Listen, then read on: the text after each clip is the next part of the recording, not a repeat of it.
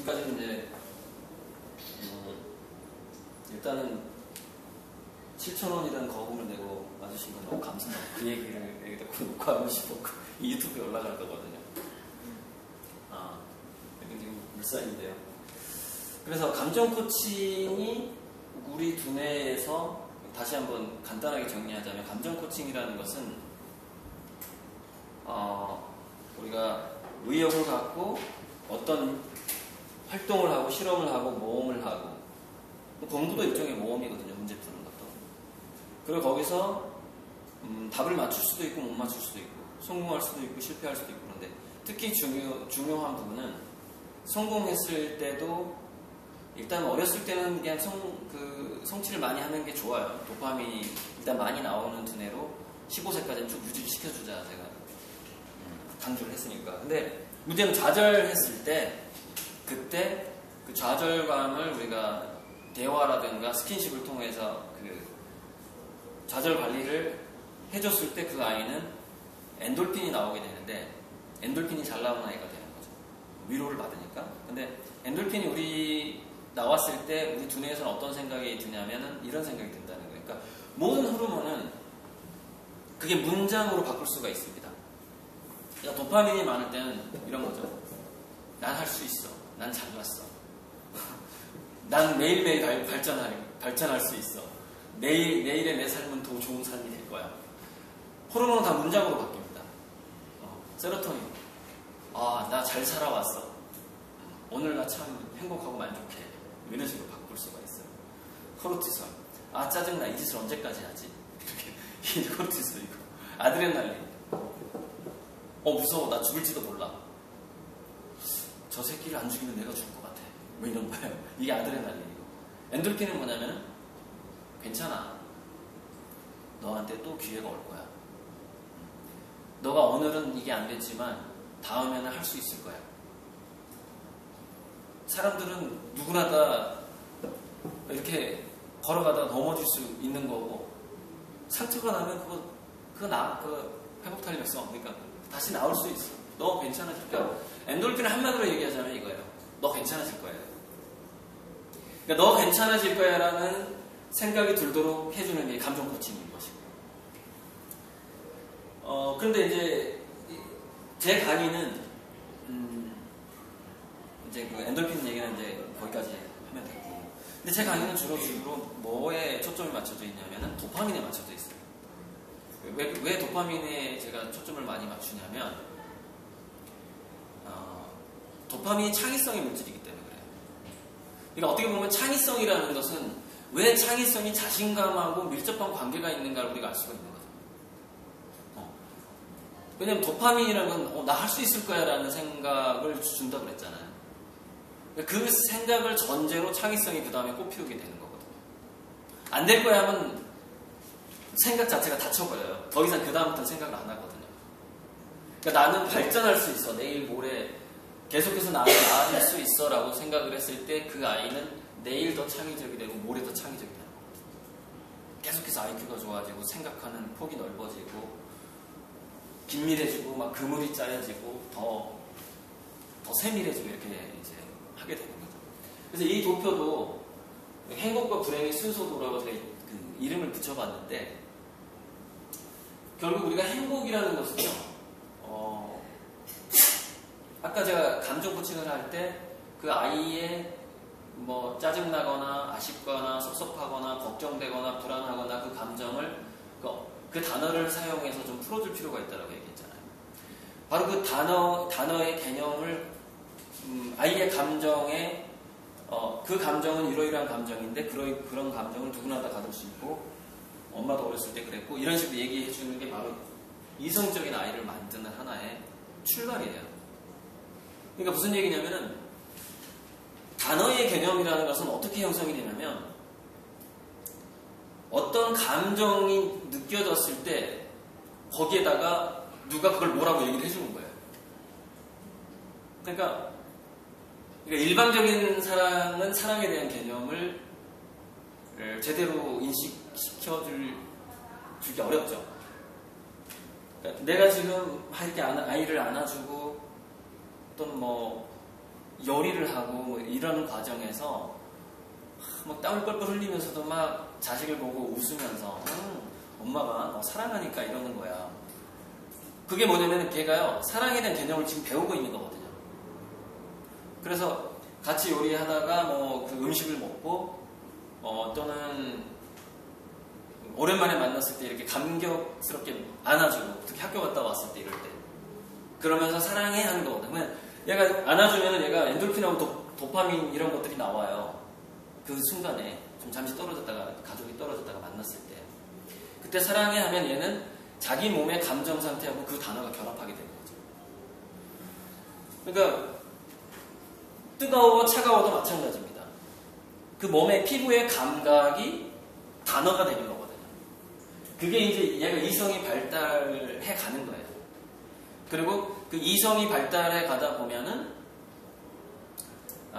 자기 감정의 혼란 상태를 언어로 만드는 습관이 들었잖아요. 그래서부터 그 감정 코칭 과정에서 그걸 언어로 만드는 습관이 들었기 때문에 관리를 하기 시작합니다. 얘가 자기 스스로 자율성을 획득한다는 거예요. 자기 감정에 대해서.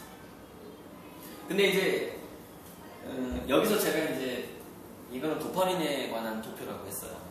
세로토닌이나 엔돌핀이 아니라. 근데 이 도파민이라는 걸 보니까 자신감의 물질이라고 그랬잖아요. 그죠? 도파민이 아주 많은 사람은 그럼 어떻게 될까요? 이 3단계를 갖게 됩니다. 사회적으로. 처음에 자만을 하게 되고 그 다음에 오만을 하게 되고 오만을 하다 보면 태만을 하게 돼요. 그래서 초등학교 때까지 아주 잘 나가다가 고등학교 때 확 성적 떨어지는 애들 있잖아요. 이 단계. 근데 자만에서 오만으로 갔다가 태만해진 이후에는 어떤 상태랑 비슷해지냐면은 무관심이에요. 오히려 호기심이 사라져요. 그래서 지금 제가 남자애 여자애를 따로 받은 이유가 있는데 특히 자만, 오만, 태만에서 무관심으로 가는 게 남자들이 훨씬 이런다는 거예요. 남학생. 그래서 조사를 해보니까 선행학습이 남학생한테는 독이 되고 여학생한테는 약이 되더라는 거예요. 이게 남녀가 다르더라는 거죠. 평균적으로. 그런데 그 남자애들이 의욕과 도파민과 그 모험심, 도파민은 모험심인데 그런 것들이 있으면서도 자만과 오만에 빠지지 않으려면은 결핍이 반드시 필요하다는 거예요. 시련. 물론 그 아이 수술에 맞는 시련이야 있죠. 어렸을 때니까. 근데 그 시련은 어떤 식으로 주어져야 되냐면 어떤 식으로 주어지는 시련만이 결핍만이 바로 이 상태로 가는 걸 방지해 주냐면 자기가 선택하는 것에서 그러니까 이런 거죠. 엄마 나 이거 하고 싶어 했을 때 살짝 위험할 것 같은 거예요. 그 활동이. 그 활동이나 그 일이 만만치 않을 것 같아. 그때 냅둬야 된다는 거죠. 그때 냅두면은 얘가 분명히 좌절을 맛보게 되거든요. 그런데 인간은 그 똑같이 좌절과 실패를 하더라도 출발을 어떻게 했느냐에 따라서 굉장히 다른 결과가 나옵니다. 무슨 얘기냐면 엄마 아빠가 이게 유도했어. 그 활동을 하도록. 유도성이 있는 출발이었다. 근데 좌절을 했어요. 그 다음에는 뭘로 갈까요? 원망, 짜증, 남탓, 핑계로 가봐요. 근데 오히려 이제 엄마 아빠가 또는 선생님이 그거 쉽지 않을 때는 너가 할 수 있겠어. 나는 별로 너한테 권하고 싶지 않은데 오히려 보호자가 이렇게 얘기했는데 애가 그걸 선택한 거예요. 그리고 가다가 실패했어. 이제 그게 아주 바람직한 결핍 상태입니다. 근데 얘가 이제 남 탓을 못 하겠는 거예요. 왜냐면은 지가 선택했잖아. 지가 한다고 해요. 너무 내려가 버리면 너무 올라올 수도 있지 않나요? 어떤 게요? 너무 강해서 이게 실패가? 네. 그럼 이게 튕겨 올라와야 되는데 너무 배고프고 그 부분에서 내가 말씀드릴게요. 자, 그럼 일단은 아까 제가 A급, B급, C급 늑대를 대결시켰을 때 B급이 계속해서 C급을 이겼을 때 결국 그 B급은 A급을 이기는 늑대가 된다고 그랬잖아요. 마찬가지로 얘가 최초의 그 동기 자체가 자기 결정적으로 했을 때 출발할 때 도파민의 양 자체가 틀려요. 얘가 뭐냐면은 그 수력발전소처럼 굉장히 큰 댐을 가지고 그 일을 하게 된다는 거예요. 그래서 자기 결정적으로 하다가 결핍을 맛본 사람들은 둘 중에 하나를 한답니다. 둘 중에 하나를 하는데 어떻게 하냐면 재도전을 하거나 아니면 다른 거에 도전을 해요. 그런데 부모가 설정해준 어떤 그 진로라든가 꿈을 따라서 가다가 좌절을 하잖아요. 얘한테 뭐가 없냐면 얘는 댐이 없어요. 도파민이란 댐이 없다고요. 도파민이란 댐이 있는 애는 뭐예요? 너 그거 실패했어? 야, 너 원래 잘하는 애야. 딴 거 하면 되잖아. 딴 거 하면 되잖아. 이렇게 계속 그 댐에서 도파민이 흘러나오면서 도파민이 그 아이한테 하는 얘기는 뭐냐면 야, 그거 안 되면 딴 거 하면 되지. 뭐 신경 쓰고 그래. 이 얘기를 계속 해주는 거예요. 그러니까 얘가 아니 또 하나 야, 다시 도전해보면 되잖아. 이 얘기는 얘 계속 머릿속에 들리는 거야. 얘가. 왜냐면 도파민 댐이 있기 때문에. 도파민 댐 뭐가 만들어요? 자기 결정성이 최초로 만든단 말이에요. 근데 이게 그 미술 실험이 있어요.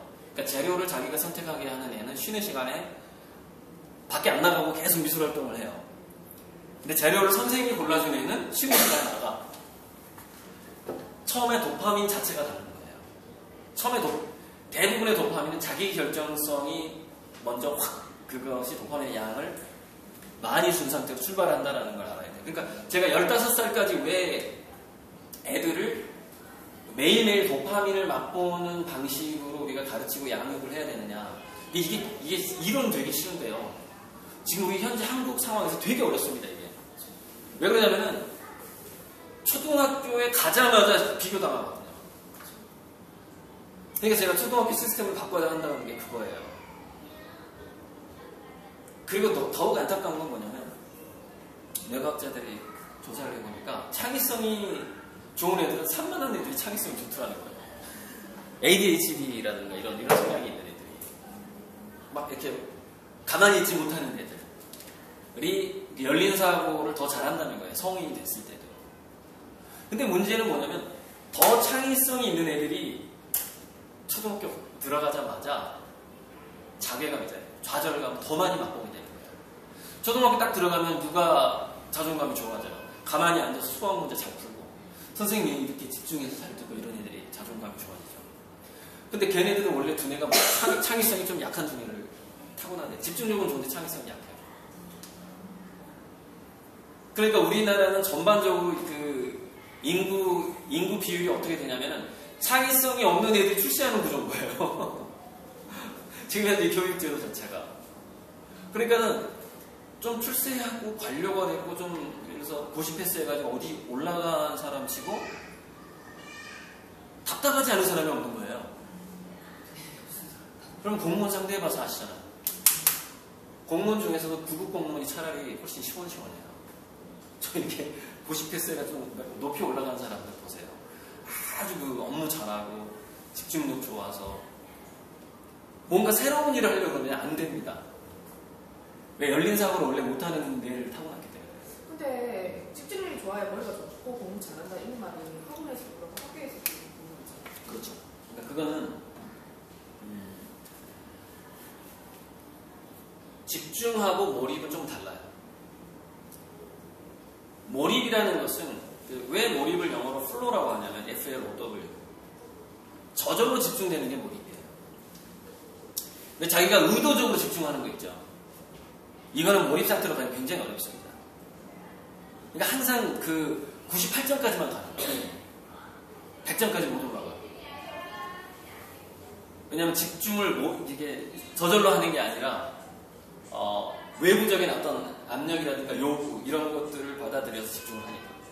그런데 의외로 ADHD 성향의 산만한 애들이 자기가 좋아하는 걸 만났을 때 더 무섭게 몰입합니다.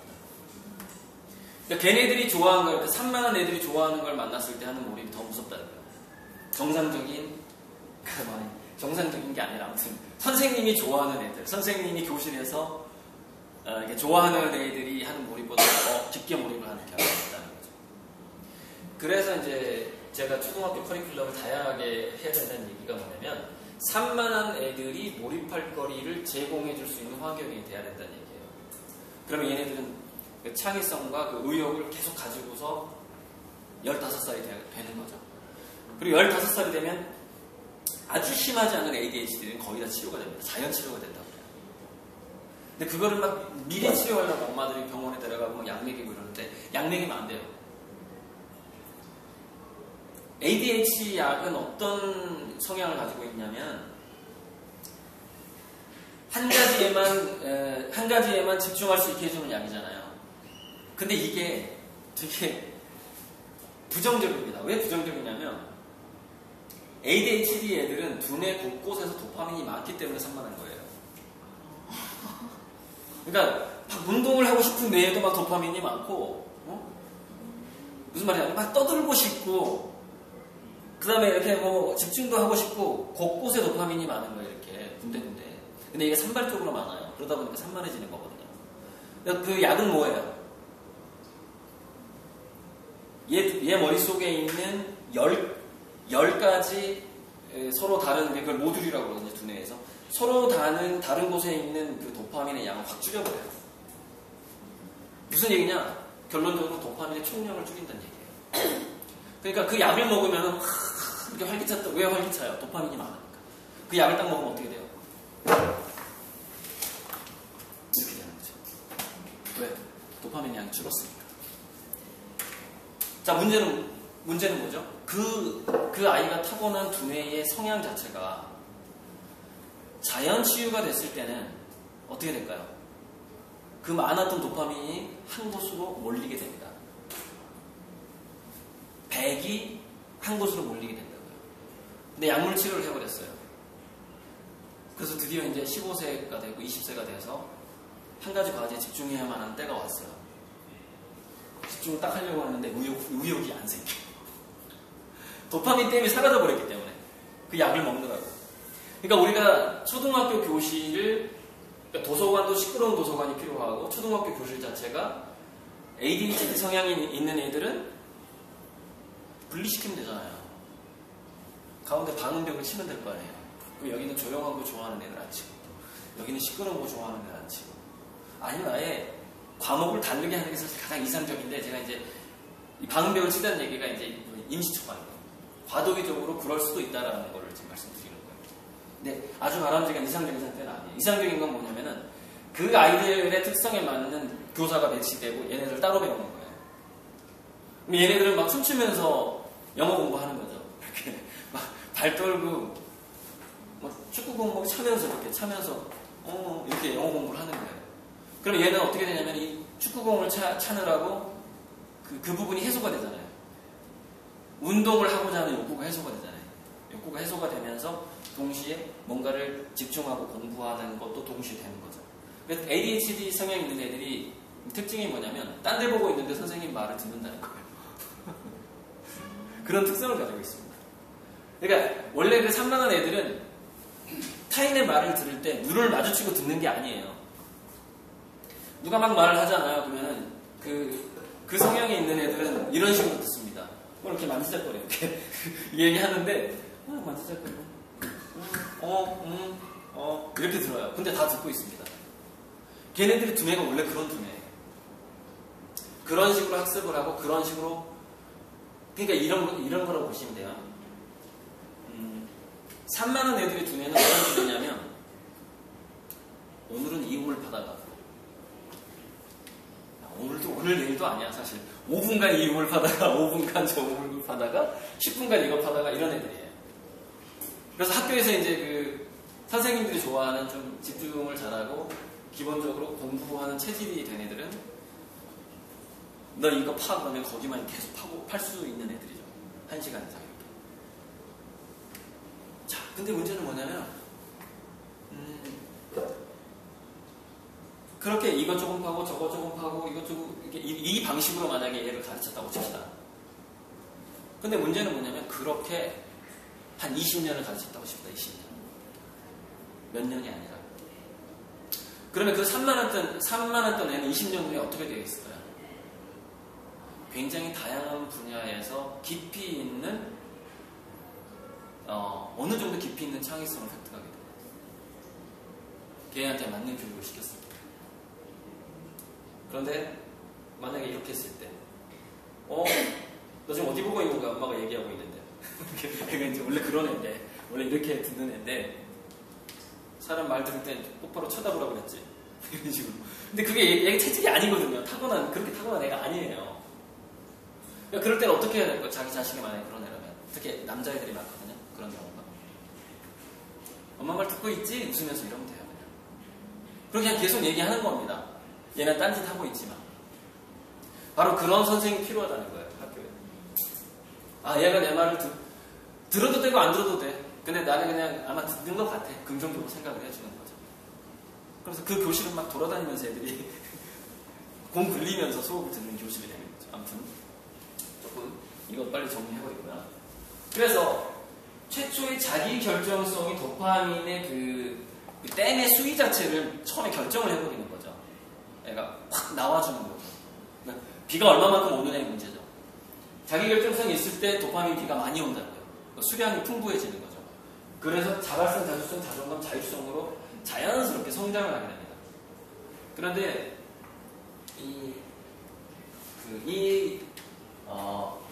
자기가 선택한 것에서 만나는 결핍이 아니라 뭔가 남이 제공해준 것에서 또 너무 잘했다거나, 그죠? 자기가 한 것도 아닌데, 나 왜 이렇게 머리가 좋지? 그런 애들 있잖아요, 왜?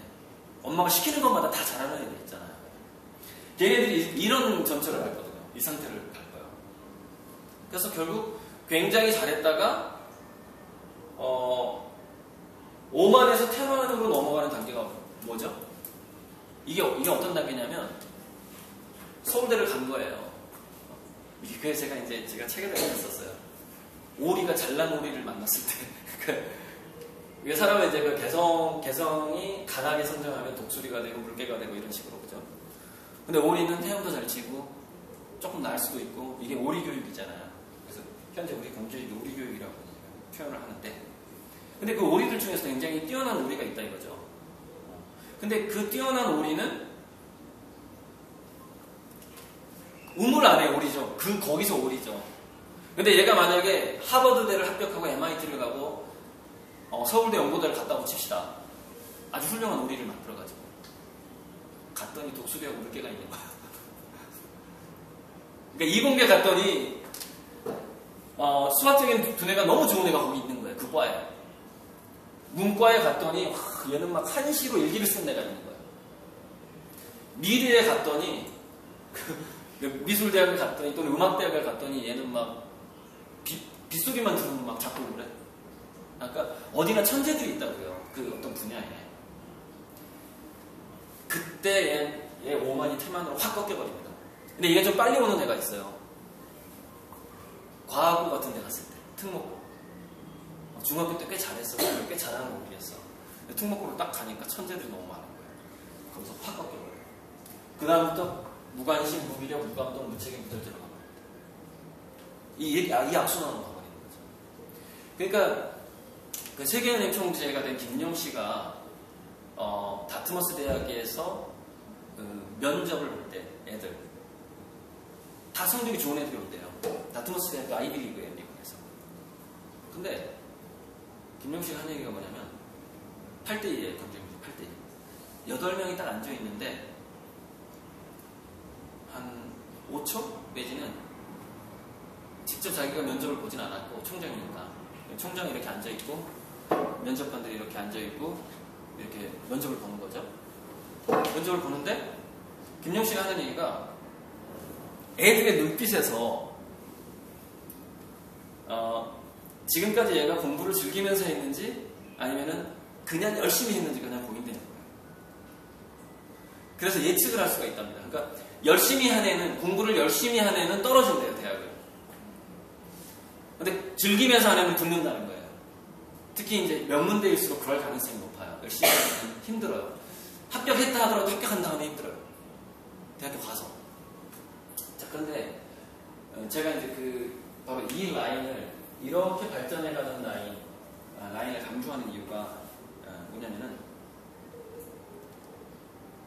컴퓨터하고 인간용 로봇이 이제 등장을 했고 지금 일본에서는 예를 들어서 라면집 로봇이 운영하는 라면집이 생겼어요. 일본에서는. 그다음에 호텔을 로봇이 운영하는 호텔이 생겼어요.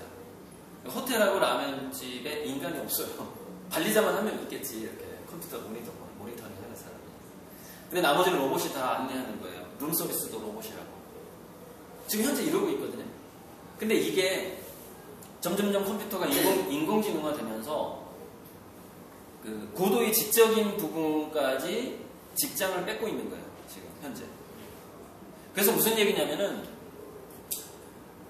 30년 전에는 오리형 교육을 받은 애가 고시 패스를 해서 1급, 2급 공무원도 될 수 있고 장관도 될 수 있었고 그 다음에 웬만한 대학 나오면 교수가 될 수 있었어요. 대학이 팽창하던 시절에. 그러니까 우리 세대보다 좀 더 앞세대죠, 사실. 제가 이제 저는 그 시대가 끝난 막바지에 이제 대학을 졸업했어요. 1999년에 졸업했습니다. IMF 이후에. 네. IMF 전까지는 좋았죠. 그 전에 92년 정도까지는 좋았죠. 아무튼 그 오리들은 물개가 아니고 독수리가 아니잖아요. 그러다 보니까 예를 들어서 왜 조나단이라고 왜 갈매기의 꿈인가요? 그 높이 나는 새가 멀리 본다. 갈매기의 꿈 맞나요? 그 책 제목이 맞나요? 거기 보면은 얘가 나는 방법에 대해서 막 연구를 하잖아요. 그리고 나는 방법에서 연구를 하려면 어떻게 해야 되냐면은 얘가 높이 올라갈 수도 있어야 되고 활공도 할 수 있어야 되고 그러잖아요. 거기서 연구가 됐잖아요. 근데 아주 뛰어난 오리는 나는 방법을 연구할 수가 없는 거예요. 물개는 잠수가 가능하잖아요. 물속에서. 그래서 잠수했을 때 막 이걸 연구할 수 있잖아요. 근데 오리는 물론 가마우지 같은 애는 잠시 가마우스 오리과니까 잠수를 하지만 물개처럼은 못하잖아요. 또는 돌고래처럼. 그죠? 그러다 보니까 창의성의 수준이 아까 제가 얘기했죠. 누가 시켜서 한 애는 98점 이상을 못 넘는 거예요. 근데 자기가 몰입하는 애는 100점까지 간단 말이죠. 그런데 바로 이 2%를 뛰어넘지 못하면 전부 실업자가 되는 시대가 오고 있다 이거예요. 왜냐면 그 98%까지는 인공지능하고 컴퓨터가 생각을 하는 시대가 와버렸다 이거예요. 그래서 100%까지 몰입할 수 있는 애로 지금부터 키우지 않으면 어차피 실업자 된다. 어차피. 근데 얘가 그 100%까지 몰입을 하는 데 있어서 그 에너지가 도파민이고 그 도파민의 출발은 자기 결정성이라는 거예요. 그래서 물론 이제 여기서 이제 애정과 감사 이런 엔돌핀, 감정 고치는 필요하고 대인관계 진행, 소통, 사교가 필요해요. 대인관계 잘할 수 있는 그러니까 가족관계부터가 좀 이렇게 가야 되겠죠. 좀 뭔가 거실에서 이렇게 밥 먹으면서 회의도 하고 이런. 너 오늘 뭐 했니? 하면서 대화가 오고 가는 가정. 그래서 어찌 보면은 스마트폰하고 TV를 좀 통제할 필요도 있어요. 부모 스스로. 이걸 위해서. 소통 능력을 위해서. 어쨌건 자율성을 획득하게 되면 이게 진화하고 성숙해가는 인간으로 자연스럽게 연결이 되거든요. 근데 이쪽으로 가는 인간, 그러니까 굉장히 뛰어난 능력을 가지고 있는데 꺾인 인간. 그러니까 뛰어난 오리였는데 물개를 만난 애. 아니면은 뛰어나든 뛰어나지 않았든 이 자기 결정성을 많이 손상받은 애. 감정 코치도 못 받았고. 그런 애는 이쪽 라인을 가거든요. 이쪽 라인의 마지막이 뭐냐면은 병약해집니다. 아까 제가 인간한테 심혈관계 질환하고 암이 많아진 이유에 대해서 얘기를 했잖아요. 일상적인 불안과 공포에 노출이 되면 그렇게 되거든요. 이 상태는요, 무감동이지 무감각이 아니에요. 무슨 얘기냐면 자기가 지금 제대로 못 가고 있다는 걸 지속적으로 인식을 하고 있다는 거죠. 이 길로 갔어요. 이 길로 가면서 여기는 이제 자기 주도성의 길이고 여기는 엄마 주도성 여기가 이제 아이 주도성이고 여기가 엄마 주도성이에요. 한국 사람이 주로 그래요. 주로 물론 아빠 주도성 가정도 있긴 있는데 이렇게 가면은 결국에는 피곤하고 병약한 인간이 될 확률이 확 올라가 버리는 거죠. 일단 여기까지 좀 끊고요.